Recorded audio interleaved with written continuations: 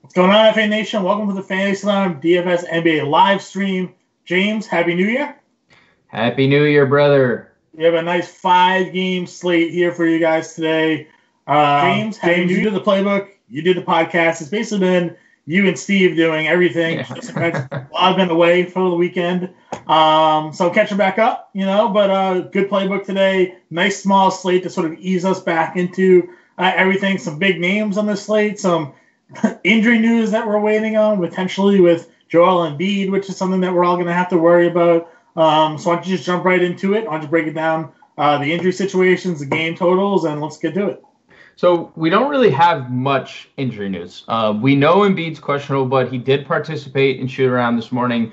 Plus, a 235 total with a 2-point spread, and Philly's on the road, traveling to the West Coast, kind of makes me believe Embiid plays. I don't know, if you do watch Vegas, it started at -3, 234. It's gone up to 235, -2. So that kind of makes me think that Embiid plays, especially after participating in shoot around. But we'll have to wait till later. I'm sure that's not going to come till after lock. Gary Harris actually practiced Monday. Could play tonight. I don't know why they would do that against the Knicks. Maybe it's a good spot because it would be easing him into everything. This game could be over at halftime anyway, so he might not need to play any more than that. Ricky Rubio probable, Jay Crowder probable, Enes Kanter upgraded to probable, Mo Harkless probable, Emmanuel Mudiay in, killing any Trey Burke dreams that we had earlier in the day. For game totals, I mentioned the Philly Clippers late night hammer. That's currently the highest game total we have, 235. Only a 2-point spread. Portland, Sacramento, not far behind, 230. Only a 1-point spread. Portland actually favored on the road there. Love that game. Love that game. Can't stress it enough. Knicks, Denver, super scary. 218.5. It's a 13.5 point spread in Denver. Something that you always talk about when we have games in Denver and big spreads. It's hard to travel, let alone travel into this high altitude. So I can't imagine New York keeping that one close. And if they do, you have a leg up on the field playing people from that game. So tournament plays there. Detroit, Milwaukee is scary as well. 217.5, 10-point favorites. Milwaukee is at home. Also scary. Milwaukee's already blown Detroit out once this year. And then Utah, Toronto, 208 is 4-point. We're down 3.5 points. 208.5 is opened at 212, which is actually respectable for a Utah-Toronto paced game. But 208.5, 1.5 point spread. Those are all 5. And I'm ready to jump right into this, baby. I mean, it's a weird slate. It's a weird slate because we have 2 really good totals, but one of the games is kind of being hindered by the best player from it being questionable. And then two spreads that we can't play really in cash games, right? Like we can play like bits and pieces, but it's scary. For me, with it being, we always talk about like 4-game slates really being sort of the benchmark for whether or not you're playing in a cash game or not. 5-game are still sort of the same way for me. I like playing cash games when there's more games. The more games means lineup differences, are larger. You're not going to go in a tournament and have 80% everybody, that's usually what ends up being the case here. Before we do go into it, though, let's shout out because we have 6 hours if you're on the East Coast left for what is probably the greatest deal you could possibly get as a Fantasy Alarm FA member, FA Nation member, FA family member. We're offering something truly special to end the year, a lifetime membership to Fantasy Alarm's award-winning Playbook Pro for a one payment of $297. It's free. And in the relative terms of everything, $297 for a lifetime membership of all of our Playbook material is free, in my opinion. Join the family at a price that pays for itself in less than a year. That's coverage in 10 sports plus 15,000 features per year, 50-plus tools, including League Sync for seasonal players and our lineup generator for DFS. Plus, you get direct access to experts like myself, like James Grande, like Matt Sells, who's on producing today. All of that in live chat. We can help you make the smart decisions for your lineups, waiver wire, free agent trades, and overall DFS play. You get it all for just $297. It's a crazy offer. It's forever. Go to fantasyalarm.com/forever for all the details. fantasyalarm.com/forever. Forever, James. Right. Like I think the NFL package was about $300. So you're getting, you said 10 sports Yeah. for the price of one NFL package. So I'm just, I mean, what's better than that? I didn't think our Black Friday deal could get any better. Right, Give away $100. You don't pay again until next year, right. 2020. Uh, Top that. I was wrong. Yep, Top. you're. We're giving it away. But with that said, James, let's jump right into it. Break it down position by position like we usually do. Starting off at point guard here. Looking over at FanDuel pricing for myself, typically where I tend to play. I like it because, the positions, not everybody plays three spots, seems Right. like. But at the top, you have Ben Simmons against the Clippers, Dame Lillard against the Kings, De'Aaron Fox against the Blazers, and Jamal Murray against the Knicks. For me, I like Lillard and Murray the best, but I understand with the point spread against the Knicks for Murray, that's a little bit scary. Where are you going if you're spending up a point guard here? So I'm with you on Lillard. I think Lillard is going to be the staple cash game play you need tonight. I think I asked you if there was one guy, you said Rudy Gobert. I'm with you, but I think if you are not, I think Damian Lillard is my spend up as of right now. I think that could change though if we get news that Embiid sits. I think it's going to be hard not to play Ben Simmons. I know he's very expensive, at least on FanDuel where he's 9.8, but it's a guy that averages 1.3 fantasy points per minute with Embiid off the floor, and the Clippers rank 25th against point guards on the year. Huge spread. Or a huge total rather, 235. It's a really nice pace game. They're both top 10 in pace. I would have a hard time not playing Simmons in cash. I would probably be pairing him with Lillard, to be quite honest, because right now I'm also pairing Lillard with Fox. I would find that extra $700 to go to Simmons from Fox, who I also think, 9,100, again, you don't think of De'Aaron Fox as someone who is worth 9,100, but he's gone over 40 fantasy points in 6 straight and 8 of his last 9. So it's not like this is, all of a sudden it's like, oh my God, De'Aaron Fox 9,100, like what is that? Yeah, it's legit. And Damian Lillard has 112 defensive rating, so he has a good individual matchup as well. Murray is, again, we reiterate this every time Jamal Murray is on a slate. He is like the prime example of boom or bust. I mean, 2 games ago I messaged you. I was like, man, I love Jamal Murray. He puts up 20 points, and then 2 nights ago he gives us 20 actual points in the first quarter. So it's like, I think he's fine, and I think obviously to blow a team out, somebody has to be scoring the basketball, and that can obviously be Jamal Murray. I just personally I'm spending up tonight at point guard. It's where I want to be. I understand if you want to play like Van Vliet or Murray or like Bledsoe even kind of. I'm not the biggest fan of Bledsoe. I know Justin Fensterman was. I like Bledsoe. Yeah, it's just he's been getting lost in the shuffle lately. We've seen Middleton finally start to pick it up. We know Giannis can take over games. Even Malcolm Brogdon, the last 3 games have been 17 or more actual points. So Bledsoe's kind of been getting lost in the shuffle, and I think the price is really nice on Bledsoe across the industry. But it's the matchup for me. I know recent play, as you mentioned, Brogdon stepped up, Middleton stepped up, but we love attacking Reggie Jackson defensively. We love attacking Detroit against point guards. And the games against Milwaukee, against Detroit just recently, he had 40 FanDuel points, and then he had 45 FanDuel points. Those 2 matchups against Detroit, recent matchups against Detroit. So for me, Bledsoe's just always a cash game guy. But everything you're saying definitely has merit. I just feel like you look at guys like Stanley Johnson, some of the other players they have on the wings. I feel like they sort of handle Middleton maybe a little bit better. Brogdon for sure has been stepping up. You and I talked about him a lot as almost like a pivot off of Bledsoe, where he can, especially over on DraftKings where he plays both spots, and the price is like $2,000 cheaper half the time. But I definitely like Bledsoe.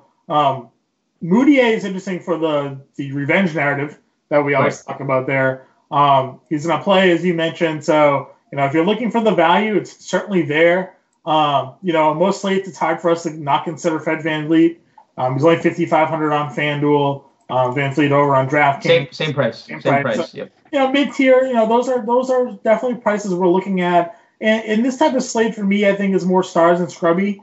So if you need to spend down a little bit to find some value, I don't mind it. But overall, you're right. I think, going up top, pairing him with sort of a mid-tier guy is how I'd attack point guard on FanDuel, one other guy I would throw out there is TJ McConnell. We've talked about him now for a while anyways. He just comes off the bench. He has a set role for them. And then for whatever reason Embiid doesn't play or someone else gets ruled out or in foul trouble, he's the one that ends up benefiting from that. We're looking at about 4 straight games of over 20 fantasy points over on FanDuel. The minutes have been there in the mid-20s to close to 30. $4,300 for McConnell over on FanDuel. On DraftKings, McConnell is priced up at $3,600. I mean, we're looking at Clippers who are allowing the most fantasy points of point guards. Bodes well for Simmons at the top for sure, and all the ball handling he does. But $3,600 on DraftKings for McConnell is a pretty nice price. Yeah, and he always does benefit because they always like when Philly's missing a Embiid or a Chandler or a Muscala, Simmons always plays that backup power forward role, which would have to be the case with Muscala playing primarily center tonight, which means they're going to have more McConnell on the floor. It is what it is. It happens literally every time one of these guys is out, and without fail, McConnell plays us 25 to 28 minutes. So yeah, he's really the only like guy you can really consider down here. I've seen people talk about Dante Exum. Rubio's back. Like, do I think Exum's the starter sooner rather than later? I absolutely do. I think Rubio's gone in a matter of no time, whether that be trade or just moving on with a healthy Exum. He would already be the starting like a couple of years ago anyway. He tore ACL or something. Rubio would even be in Utah if not for that. So no, I definitely agree with you there. Exum was playing well before Rubio's illness the other day, or whatever it was that ruled him out. So I guess I understand people going there, but I mean, I'd rather, if we're going down, it's McConnell. Agreed. That's where I'm going. Over at shooting guard, top of shooting guard over on FanDuel, Jimmy Butler. He's just very difficult to trust. We've seen him go for 43 games in a row a little while back against the Knicks, Toronto, and Boston. But that offense seems like it's between Simmons and Butler and Embiid, like it's still sort of fighting within itself a little bit there. So he's really tough for me. So makes just shooting guard spot really interesting. I like Buddy Hield against Portland. Lou Williams in a revenge game. We know Lou Williams is just pretty safe in GPPs anyways. His upside is tremendous. Where are you, I guess, looking at shooting guard? Big price discount on McCollum over on FanDuel as well. He's only 6,100. Yeah, so what if I told you I think Jimmy Butler on a per dollar basis is the best play of the slate on DraftKings if Joel Embiid sits? $6,900 on DraftKings. If he sits, I agree with you. And we were talking about this in the chat in the subscriber chat over in Fantasy Line before we jumped on, sort of how we would work, these late game news, and unsure of how we would go. And we talked about leaving the util spot open, leaving open sort of the forward and guard spots so you can have some extra movability around there. So for sure, if you're going to stick Embiid in your util, and have the flexibility to then move Butler around in there and edit some things for that late game, I think that's a smart play. But not knowing the Embiid status probably until roster's locked makes that very tough to trust Butler. Maybe you think he still has a safe enough floor that you can throw him in there and hope for the upside. But for me, he's a tough pay, especially on FanDuel 85. Yeah, no. It's not that I'm interested in him really at FanDuel at 85 if Embiid plays. I just $6,900 for a guy that we've seen, triple-double upside when he's the primary option, at least offensively, at 69 is too cheap. I think a way to approach it, I just explained this on XM, I think you can make a pivot lineup. You don't have to just leave the Utah. I think that's an option as well. I completely understand that. But I think you can also make a pivot lineup, have that ready. The 2 late games are really where we want our exposure. So if we, utilize those 2 games as a pivot where it's like Embiid plus, and then your pivot lineup has like a Butler or Simmons plus someone else, like that would be an easy enough swap. I think we can do it. Obviously, don't put it into like a tournament. Just simply swap it in. You want Embiid, but you don't know if he's going to play, have a pivot. And then if Embiid plays, you just pivot back to Embiid. So I think that's the way. I love McCollum tonight. I think you can play him all formats. 35-point game, actual point game the last time out. And you mentioned the price tag is wonderful. This is a massive pace-up spot. We get nearly a 5-possession increase for Portland in this game, which is the biggest on the slate. And Sacramento ranks 26th against shooting guards. So I love McCollum and both the Kings shooting guards. Actually, I shouldn't say both. I should say all 3 King shooting guards tonight. Bogdan has been really good for him, and he's cheap across the industry. It's really hard to ignore 5.7, 6.1. I think he's viable for all formats. Buddy Hield has been playing consistent minutes. He's been a little down, but he gets CJ McCollum defense. He's been playing more shooting guard, and Bogdanovich has been playing more of his time at small forward. 113 defensive rating for McCollum. And then Shumpert. I know we don't want to do it. I know it's like it almost pains us to say it out loud. The other day, 43 fantasy points against. Yeah, and he's only $3,700 on FanDuel. Yeah. So, do we want to do it? No, but he's 20. He's over his last 5 games, he's averaging 20. Here we go. He's probably super low ownership on the slate. So, I'm not going to kill you on that one. Like I said, some other guys, you mentioned Lou Williams, like his GPP upside. I don't mind Brogdon in the spot against Detroit if you're going down. He's cheaper than, like we said, Bledsoe and whatnot. Monty Morris is interesting to me if Gary Harris is out. I think even if Harris does end up playing, he's going to be limited. They wouldn't just throw him back in there. And Morris has had a role in this offense all season long. Anyways, he's been very consistent up until Phoenix, which should have been a really good spot for him, but he let us down, only had 13 fantasy points that game. San Antonio only played 20 minutes in that one, still had 28 fantasy points despite a 1-for-6 shooting night. But then you look at all the games before that. He hit double-digit in scoring for 10 straight games. So I think Monty Morris is a pretty safe option. If, again, as you mentioned, slate locks at 7:30 today. If somehow Embiid news breaks that he's ruled out, JJ Redick is someone that I'm looking at. His usage rate gets up there because, as I said, we mentioned Embiid's usage rate so high that him off the floor just sort of spreads it around. What other shooting guards are on your radar here? I don't love shooting guard. I like all the guys I mentioned are really doing it for me. I don't think we need to Donovan Mitchell with the potential that if he catches any sort of fire, we know Kawhi Leonard defense looms. I don't think we need to do that. I'm happy you didn't mention him, though, so if you want to play him, go ahead. John, as long as John doesn't mention Donovan Mitchell's name, you're in a good spot. I think Reggie Bullock is a GPP guy. I think Danny Green, with no Kyle Lowry for an extended period of time, can be an option. I think JJ Redick revenge could be a thing. As a last piece, 5.1K, I don't hate JJ Redick. But other than that, I like this mid-tier. McCollum, I like the Kings guys. Shumpert has value. If no Embiid, I love Butler. So I'm not going to hate you. Redick had 18 actual points against the Clippers earlier this season. As a reference point of his, he had 26 fantasy, so I like that a lot. At the top here, we have Giannis and Kawhi. If we're looking at small forward, you mentioned there's a double-digit point spread here, against Detroit for Milwaukee, so maybe that scares you off Giannis a little bit. And he hasn't had a lot of success if you look at average fantasy point production against Detroit. He had a 57-point game.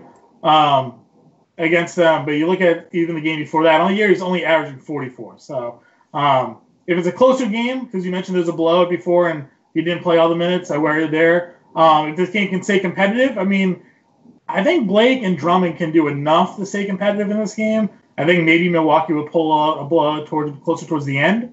That being said, it's hard to fade a guy with Giannis's upside on this small slate when he really is the top dog. You look at the matchup that Jokic will have. And yes, we think he can crush that spot, but we're really counting on a blowout in that one. We think that game has a shot.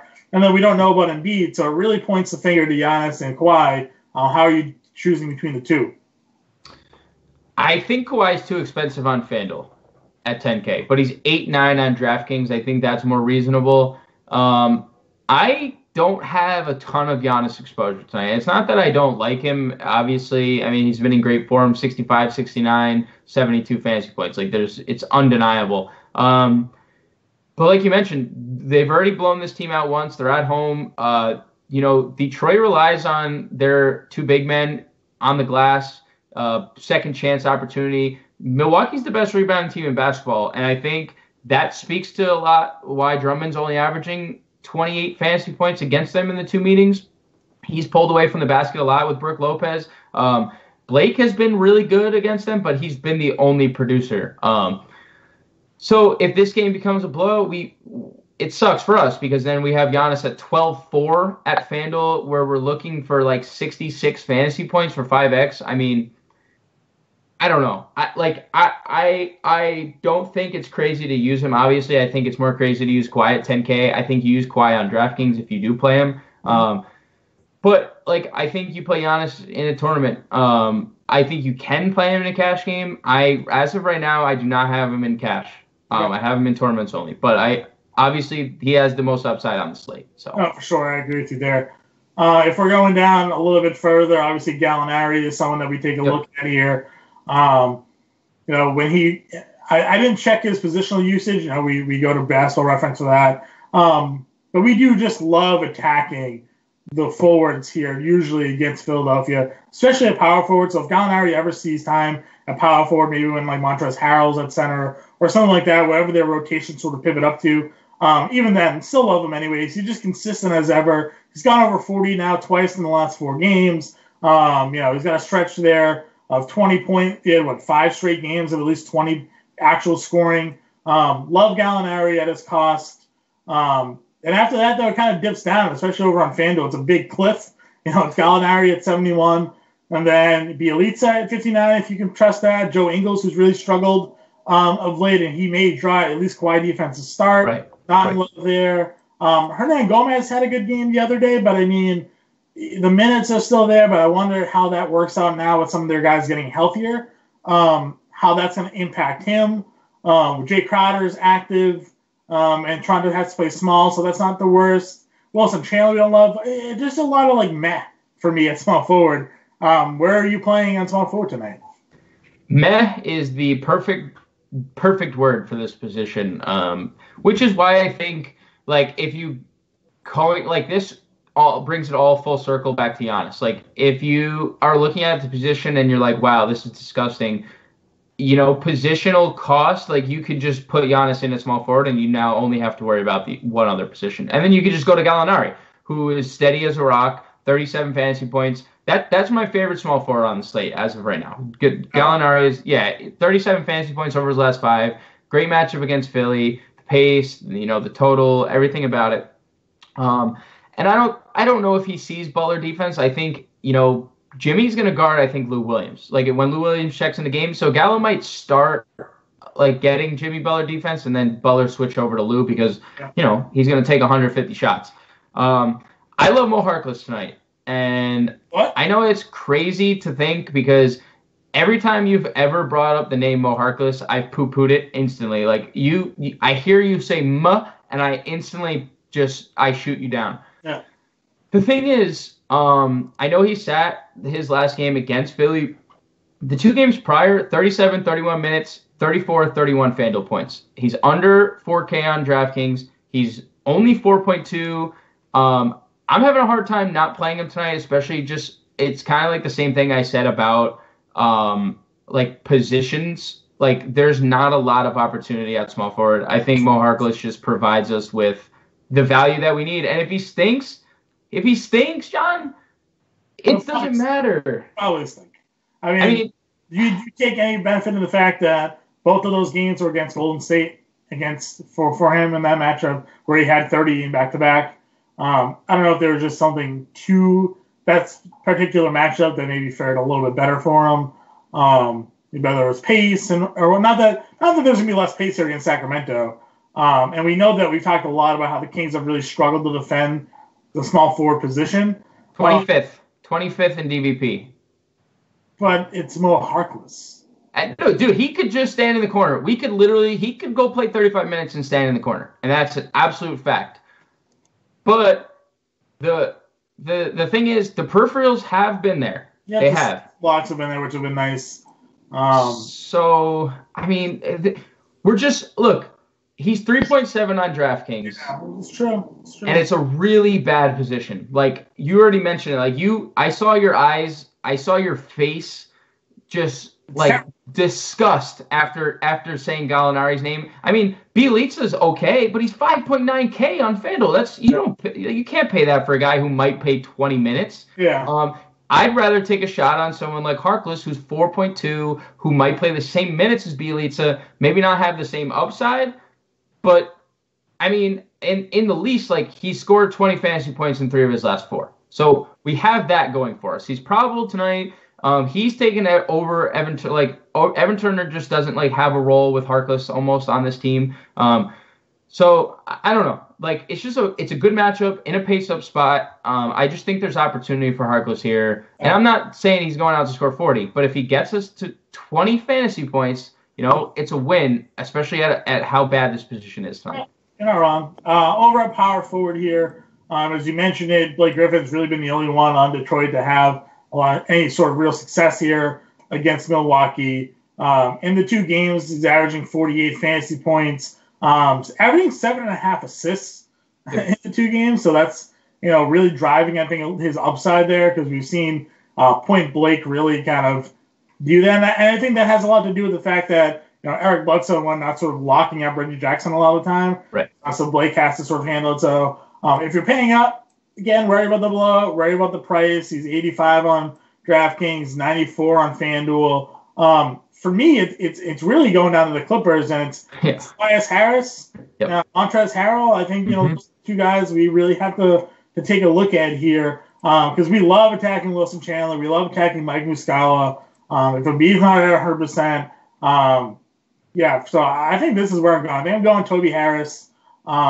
He's probably your safer play, especially cash games if you want to go that route. Harrell, again, we've seen sort of minutes when they're there, he goes off. When he has the random games where he doesn't play at all, like you shake your head and say, there. But the last 2 games where he's played 27 minutes against the Spurs and Kings, 36 and 54 fantasy points. He plays 20 against the Lakers for whatever reason, gives you 20 fantasy points. He's a fantasy point plus per minute player, so that's why he's a GBP only guy. Right. And that's how I decide between the 2. But Toby Harris is in a lot of my lineups tonight.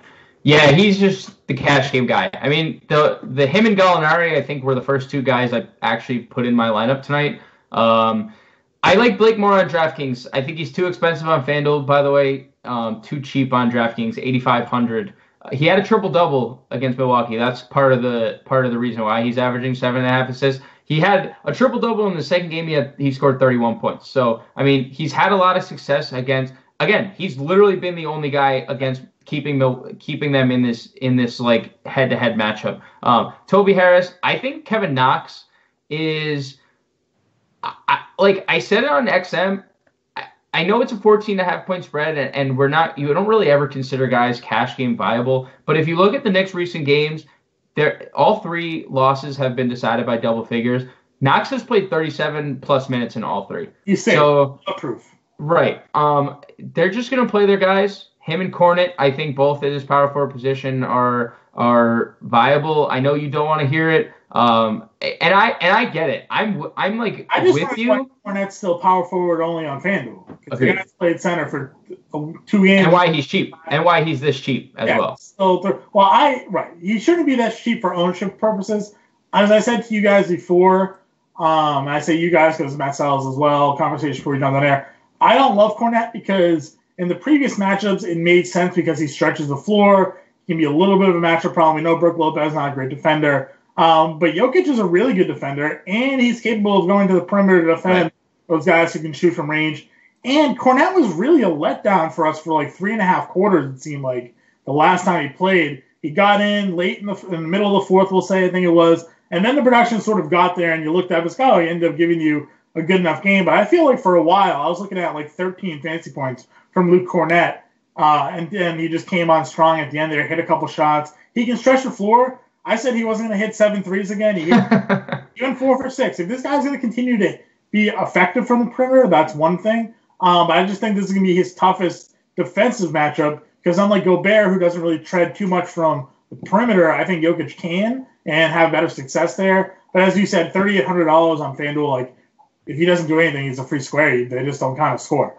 DraftKings, a little bit more expensive. Tougher pill to swallow if he doesn't do anything for you. But as you said, it's a small slate. The value is there. I think a lot of people still go to him. I'm just not in love with him, especially on DraftKings. I mean, you could fade him in a tournament for certain, especially DraftKings, where he's not free. And I like that DraftKings is making us think about it, where FanDuel, you're just like, all right, Luke Cornet, boop, plug him in. Like, you just do. He's 3,800. He's going to be owned by – last night, Austin Rivers and I forget the second player were both 96% owned in cash games because Austin Rivers was under 4K on FanDuel, and like it's just it's just too easy. You just play him. So I think that's going to be Cornette tonight. But I get it. But at the same time, if this game is a blowout, which we're predicting, we're not going to see Jokic in the fourth. So even maybe he can have similar type. Maybe he kind of just stay steady through three quarters, and in the fourth quarter he explodes again. So. He's okay. Like, again, 38. I'm not saying he's like, the next Willis Reed, the next just like randomly found, but he can stretch the floor and knock down shots. You mentioned Knox. What do you think about Vonleh? He's had a good stretch of games for us here. Obviously, Paul Millsap being back, though he only played 10 minutes or so the other day, but just came on the floor, poses a little bit of a problem if he ends up seeing increased minutes again here. But Vonleh now, again, talking about a guy that sees a bunch of minutes, over 34 minutes in 4 of the last 5. Over 30 fantasy points in 5 straight games. Thoughts here on Vonleh? I guess I'm just curious as to why the Knicks decided to play everyone like Cornette and Knox so many minutes and then took Vonleh off the floor and just let him play 24 against the Jazz. So I think he's fine for tournaments. They use him like as a point guard. If you watch the Knicks, it's crazy. He brings the ball up. And I think he's a good player. I think he's a good GPP play, but I'm not in love with him. If this game stays close and you have Vonleh in your lineups, there's huge potential. But other than that, tournaments only for me. Yeah, I like his rebounding upside, I think, potentially here because if Cornette's going to drag a guy like Jokic out the perimeter, I think Vonleh's going to be able to there and scoop up the board. So I agree. I think that's somewhere to go. Over at center, we know Embiid, questionable. If he plays, this is a really good spot for him. Great spot. Boban and Gortat are too slow, too old, and whatever it is. Boban's not too old, but Gortat is, and they don't stand a chance really against Embiid. And if they put Montrezl Harrell on the floor, Embiid is just double Montrezl Harrell's size. So, absolute murder spot for him. But for me, and you asked me this right before we went on air, who's the number one guy on my lineups today? First thing I looked at when I saw today's slate, and the process that I do pretty much is looking at matchups before I really do any research and see if a name just pops in my head that makes sense. And seeing Utah versus Toronto, I immediately thought Rudy Gobert, knowing that they don't have Valanciunas, they have to go small. This is my exact thought process the other day. I think when they played the match. Vukovic. And I saw the match, I'm like, Vukovic is going to have a field day here against Ibaka. I feel the same way about Rudy Gobert. He's my top play on this slate. Again, I know you kind of liked him a lot as well. You kind of agreed with me on that. Maybe not to go as far as your top play, but for me, he's my number one center. I mean, even if they take Ibaka off the floor, they put Greg Monroe in for, Greg Monroe played 18 minutes. Like, what is Greg Monroe going to do? And the good thing about Gobert lately is not just, we're used to, he's the ex-defensive player of the year. He grabs rebounds. The scoring has been there. He's averaging 18 points per game over his last 5, with 2 of his last 4 over 20. Who knows what he could have done against the Knicks if he continued to play in that game. I mean, he had 25 actual points at half. It was like 25 and 13 at half. So it's really hard for me not to take advantage of this size. He's just going to tower over Ibaka. He's going to destroy Greg Monroe. They tried Pascal Siakam. That's not going to work either. So I love Gobert. I'm right there with you. He's not my top play, but he is a staple in almost every one of my lineups. Yeah. Where else are you going at center? I love Jusuf Nurkic. I think he's too expensive. But again, it's kind of like this. We let the slate dictate who we play. Nurkic would have had his third straight 40-point game if that wasn't a blowout, period. He was 29 fantasy points in 21 minutes. 2 games before that, he plays over 30 minutes, full complement of minutes, which we've always worried about with Nurkic. And he's almost hit 50 in back-to-back games. So we mentioned Kings 21st. They're just terrible against every position, but 21st against center is no different. Another pace-up spot. I love Nurkic. Your boy Brook Lopez is a decent play. I mean, he's averaging 20-something fantasy points per game. He's averaging 4 real points against them, and he's still been that productive. So I'm not going to predict Brook Lopez to only score us 4 points. He's been in a nice little groove lately. 20, 17, 24 actual points his last 3 games.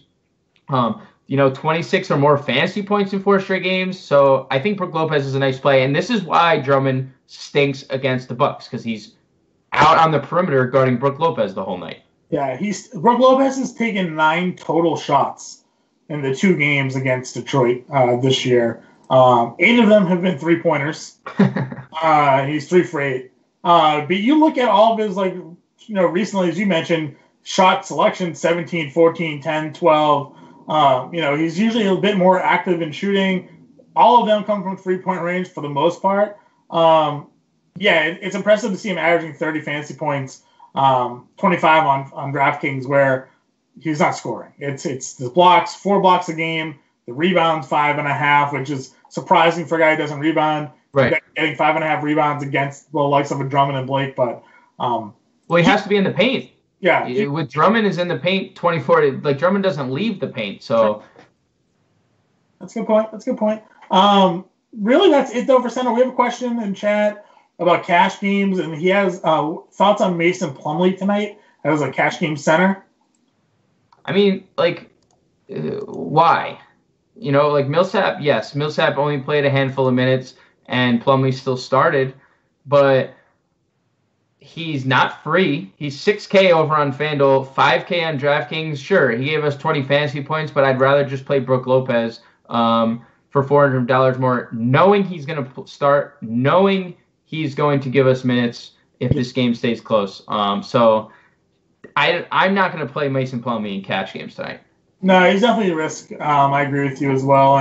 And as you mentioned, even if we end up finding out that Millsap does play more minutes, he only played 21 against Phoenix the other day. As it is, he's not very scoring dependent. You really need all those other stats to hit value. And yes, he's been a very consistent player this year. We talked about him a lot earlier in the year, but that's when he was $4,000, $4,500, $6K over on FanDuel. Just really tough pill for me to swallow. And if you're looking at DraftKings pricing, it's $5,000. Not great, not better, but not great. So I kind of agree with you there. That does wrap up today's live stream, though, James. Any final thoughts on 5-gamer? Roster's block at 7:30, so we have an extra half an hour today to get all that news in. Nothing that we haven't already stated on everywhere today in the chat, in the playbook, in the starting 5. We have an hour until lock, so we'll be in chat for a while. For sure. All right, guys, we'll talk to you later. Good luck, everybody. Good luck tonight, guys.